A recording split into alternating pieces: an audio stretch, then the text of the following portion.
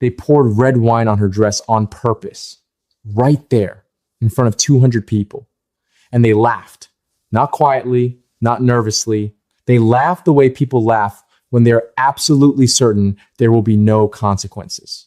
That is where this story begins. Not at the revenge, not at the moment the room went silent and the laughter died in people's throats.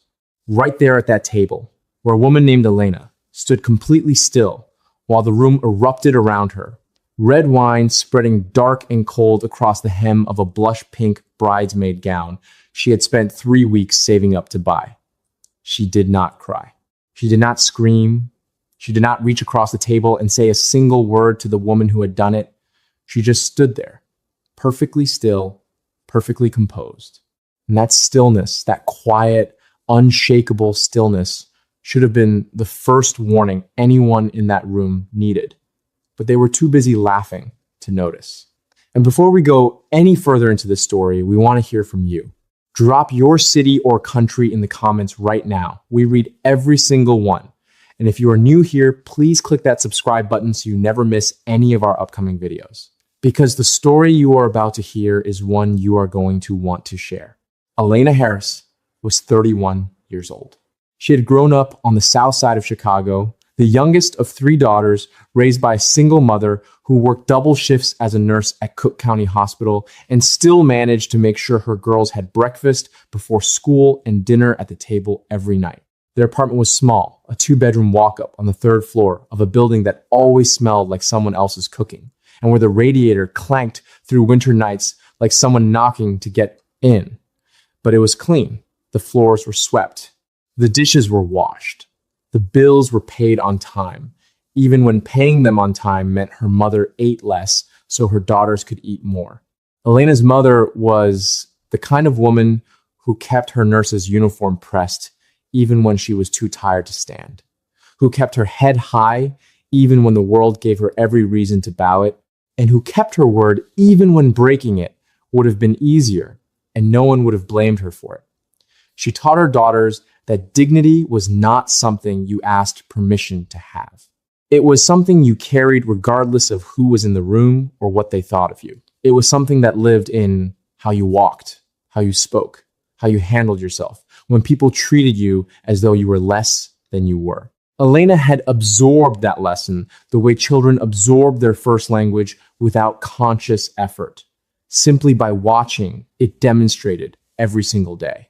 She had gone to college on a combination of academic scholarships and student loans, worked 2 jobs to cover what the financial aid didn't, and graduated with a degree in accounting and a GPA that should have opened doors, but instead opened questions. Questions about fit, questions about culture, questions that were never asked directly, but that hung in the air during interviews, like smoke you could smell but couldn't see.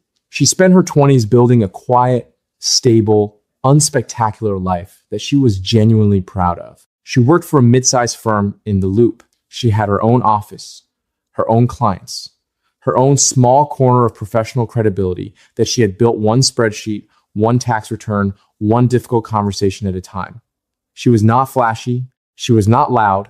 She did not need to be the most interesting person in any room she entered. She was the kind of woman who remembered your coffee order after meeting you once, who showed up early and stayed late, who kept her word without being asked twice.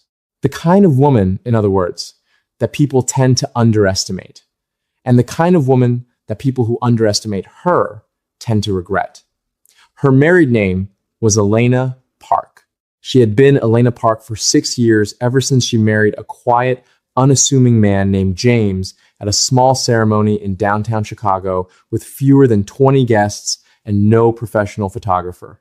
It had raised eyebrows in both their families, not hostile opposition, but the particular careful concern that happens when people who love you aren't sure you've thought through all the complications.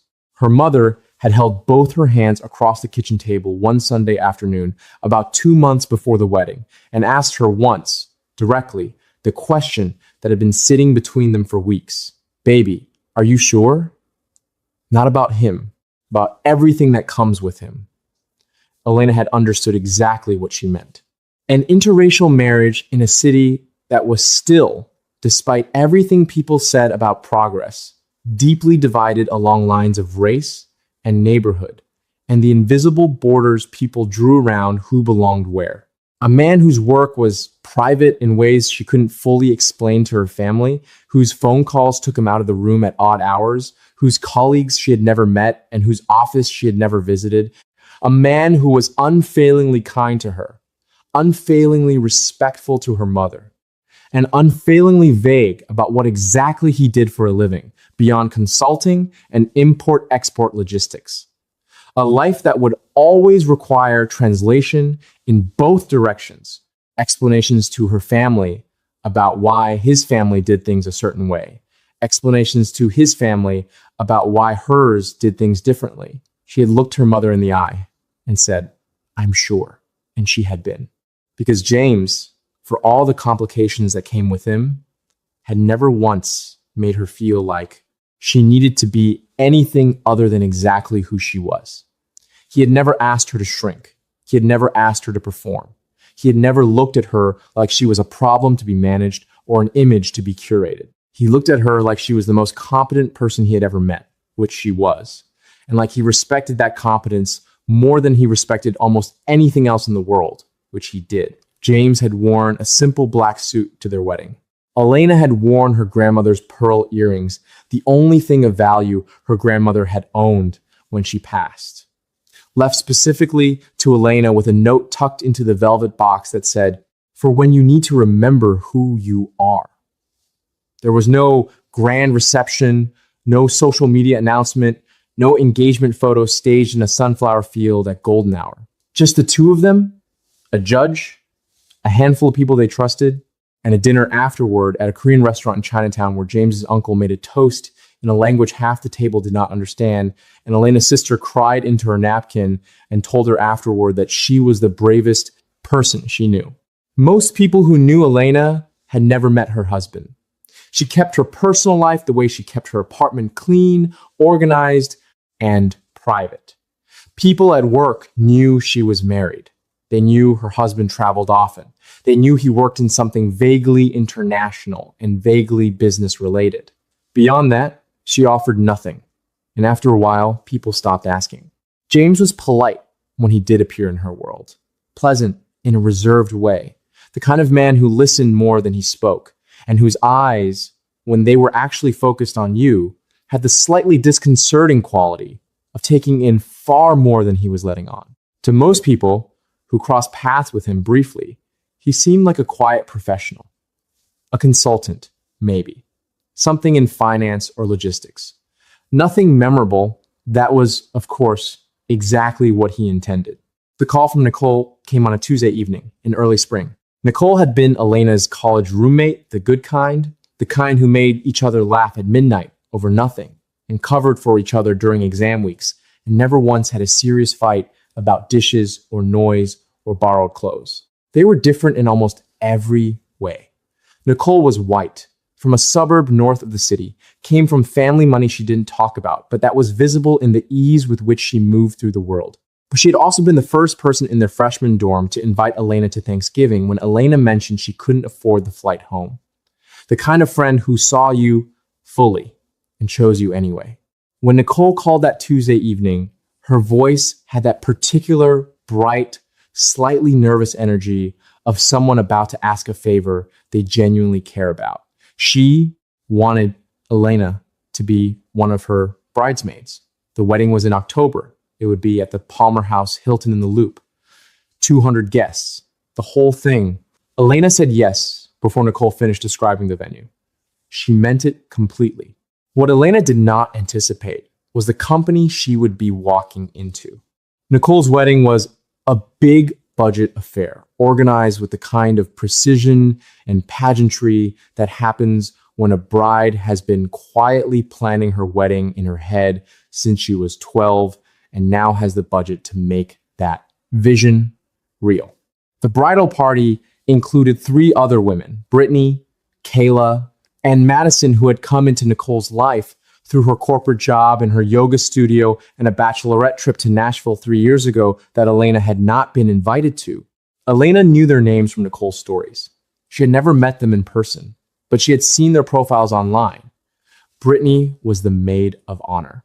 She had 40,000 followers on Instagram, posted almost daily, and had the specific kind of curated confidence that comes from spending a great deal of time and money constructing a public version of yourself. Kayla and Madison orbited her, the way smaller planets orbit a sun close enough to share the warmth, never quite bright enough to generate their own. Elena was not particularly worried. She had navigated difficult women before. She showed up to the first bridesmaid planning session with a notebook and a bottle of wine and a genuine willingness to make it work. She left that evening with the quiet, certain knowledge that Brittany had already decided she did not belong there. It was nothing Elena could easily point to. No slur, no explicit comment, just the specific architecture of exclusion that certain women are expert at constructing. The inside jokes that paused when Elena walked into the room. The seating arrangements at restaurants that left her at the end of the table. The group chat that Nicole didn't know had a separate version without Elena in it. There were small comments. A remark about how elegant Elena looked, delivered with just enough emphasis to make the elegance seem unexpected. A conversation about hairstylists that somehow pivoted to textured hair the moment Elena joined it. Madison asked twice whether James would be able to make it to the wedding, and both times the question came with weird energy Elena couldn't quite name. I just think it would be so interesting to meet him, you know? Madison had said, laughing in a way that made it clear she found something about the situation amusing. Elena smiled and said she hoped he could make it, but wasn't sure, and left it at that. Over the following weeks, Elena attended the required events. The dress fitting where Brittany made a comment about how bold it was that Nicole had chosen a blush pink that would work on all skin tones. The bachelorette weekend in Scottsdale where she spent 3 days smiling in photos and buying rounds of drinks, while Brittany held court by the pool. On the second day, Brittany spent an entire afternoon talking loudly about a woman whose husband had left her because she had let herself go, and said nothing. She had learned long ago that the most effective response to people who want to make you small is to simply refuse to shrink. The morning of the wedding arrived cold and gray. Elena woke early, packed her bag with everything she might need, the dress, shoes, makeup, and a small emergency kit with safety pins, stain remover, ibuprofen, Band-Aids, a phone charger. She was good at anticipating what might go wrong. James was awake when she came back into the bedroom. "What time do you need to be there?" he asked. 8, she said. He nodded. "I'll try to make it by 6. The meeting might run late." He took her hand. "You don't have to come," she said. "I want to be there," he replied. "Are you okay with all of this?" She knew what he meant. "I'm fine," she said. And she was. She stopped at a coffee shop and picked up 4 iced lattes, one for each bridesmaid. It was a small gesture not to impress anyone, just because it was a long morning and coffee helps. She arrived at the Palmer house at 8 sharp. Madison opened the door, already half-dressed. "Oh my God, you brought coffee. You're a lifesaver." Elena smiled and walked into the controlled chaos of the bridal suite. Brittany was already there in a white silk robe with maid of honor embroidered across the back in gold script, directing hairstylists and makeup artists. She accepted the coffee Elena offered without looking at her, without saying thank you. Nicole came out and saw Elena and lit up. She crossed the room and hugged her hard.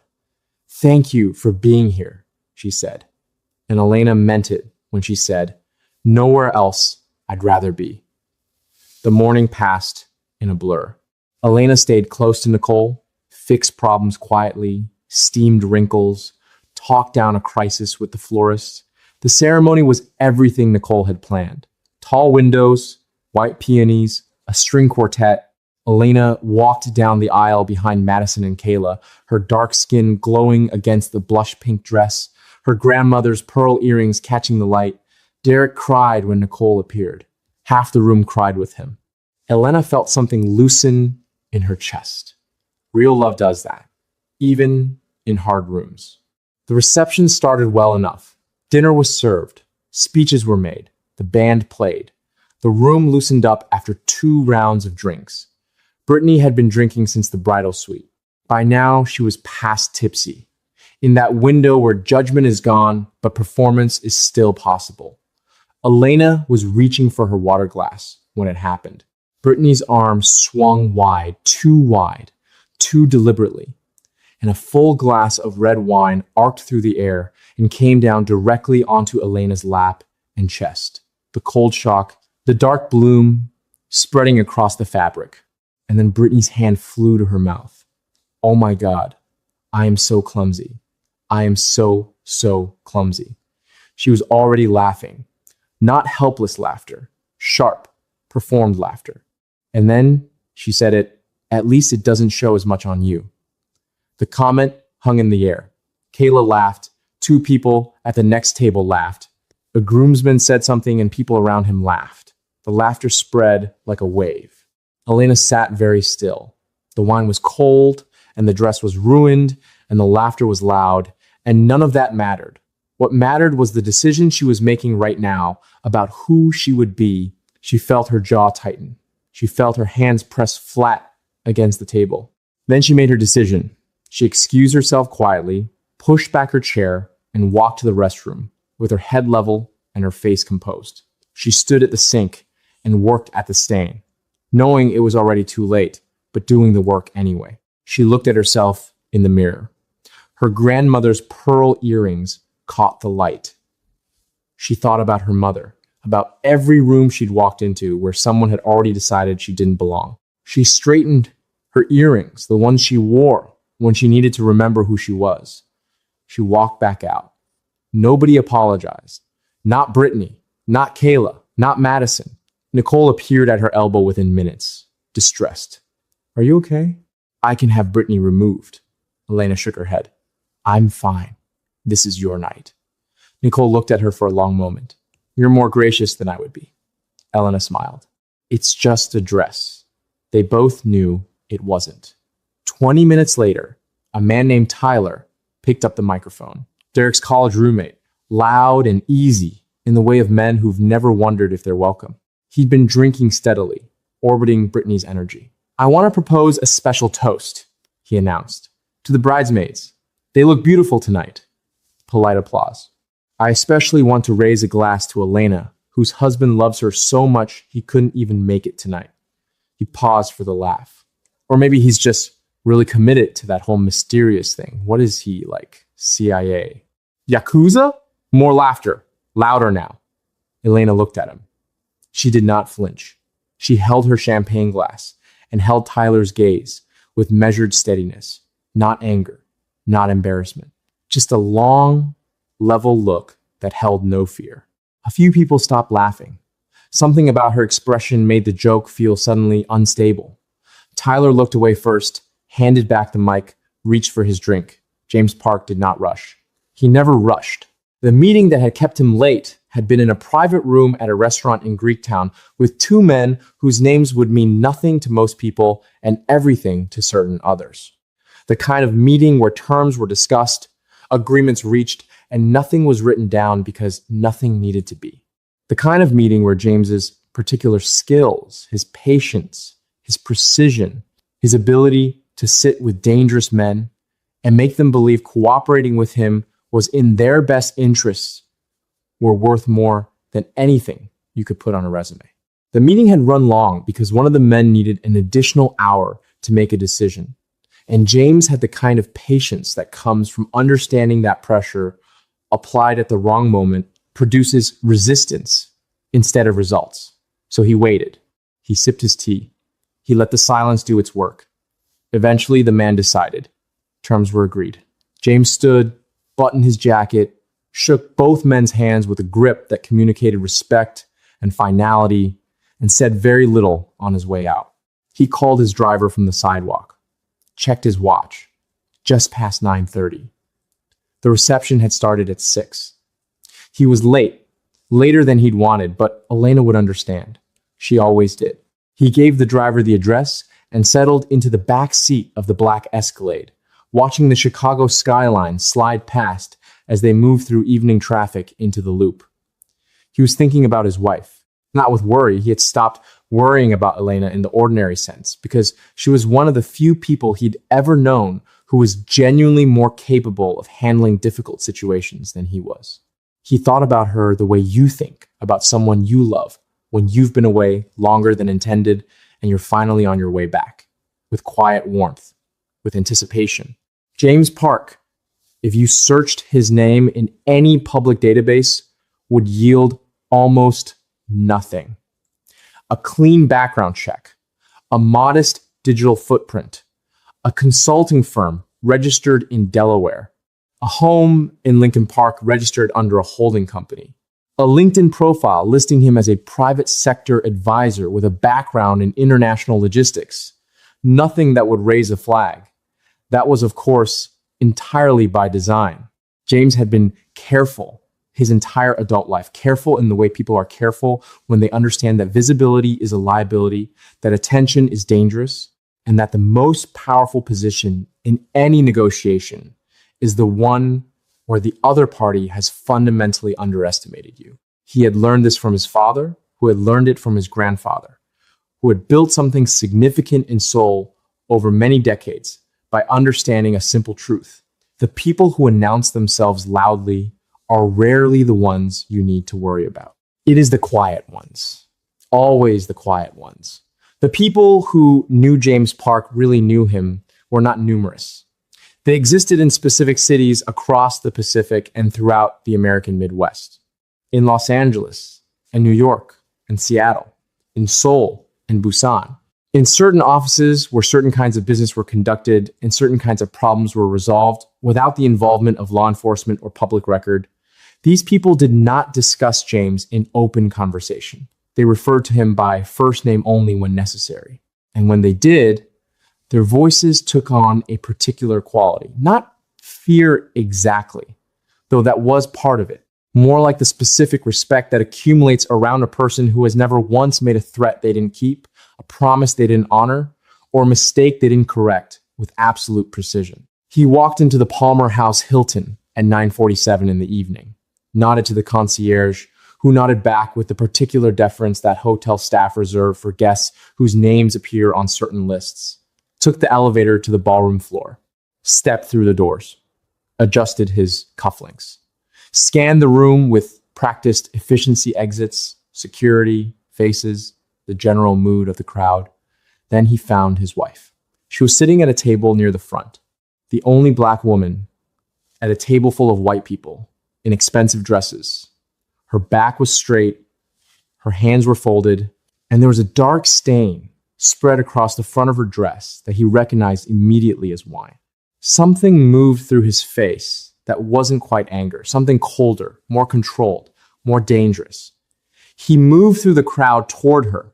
He moved without stopping, without excusing himself, simply moving through people the way certain men move when they carry a particular kind of presence. Not because anyone cleared a path intentionally, but because something about the quality of his presence made people instinctively step aside. He arrived at her table, pulled out the chair beside her, and sat down. He said nothing for a moment. He looked at her. He placed his hand over hers on the table. She turned and looked at him, and something shifted in her face. Not relief, not rescue, just the particular softness of a person who has been holding themselves together well and is now no longer alone. She leaned close and said quietly, "You don't have to do anything." He looked at the stain on her dress. He looked at the faces around the table, the careful way people were not looking at them. He looked at the room, then back at his wife. "I know," he said, and he meant it. He had not come here to do anything. He had come because she was his wife, and he was late, and this was where she was. But rooms talk. They always do. And certain people in that ballroom had noticed James Park the moment he walked through the door, not because he announced himself, but because of something quieter and more instinctive. A hotel manager standing near the back glanced up, saw James, and went very still. He excused himself and moved to a different position where he had a better sight line.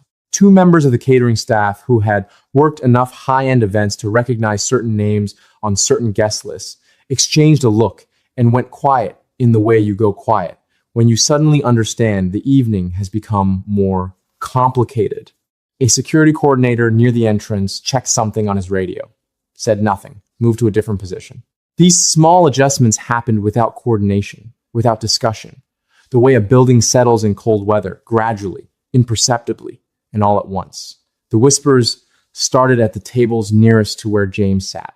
They moved table to table, person to person, gaining speed and losing accuracy with every exchange. Someone in commercial real estate recognized the holding company name from a property acquisition.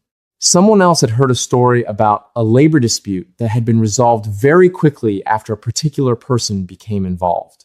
A third person pulled out their phone, typed a name into Google, and found almost nothing, which, in certain contexts, tells you more than finding something would. By the time the information reached the bar where Tyler was standing, it had been through 7 or 8 people and had been simplified the way complex things get simplified. Down to a name, down to a sentence, down to a look that communicated everything without requiring elaboration.